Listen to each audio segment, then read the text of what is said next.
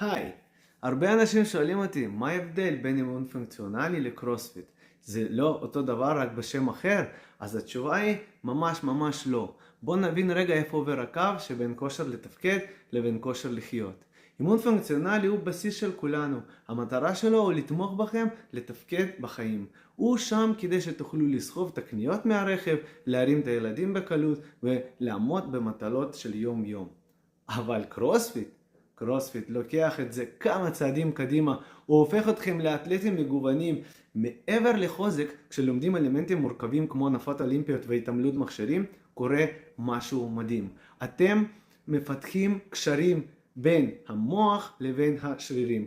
כל טכניקה חדשה המאתגרת את המערכת העצבים שלכם בונה קואורדינציה ברמה הכי גבוהה שיש. ככה אתם משפרים 10 מרכיבי כושר במקביל, מכוח מתפרץ וגמישות ועד לדיוק ושיווי משקל. אז השורה התחתונה, אימון פונקציונלי הוא בשביל לתפקד, מאוד דומה לפיזיותרפיה, אבל אימון קרוספיט הוא בשביל לחיות, עם ביטחון עצמי, עם הערכה עצמית גבוהה ועם מוכנות לכל אתגר פיזי שיבוא. בסוף השאלה היא, האם אתם רוצים רק לתפקד או שאתם רוצים לחיות בגרסה הכי טובה שלכם? מה אתם אומרים? מחכה לכם בתגובות.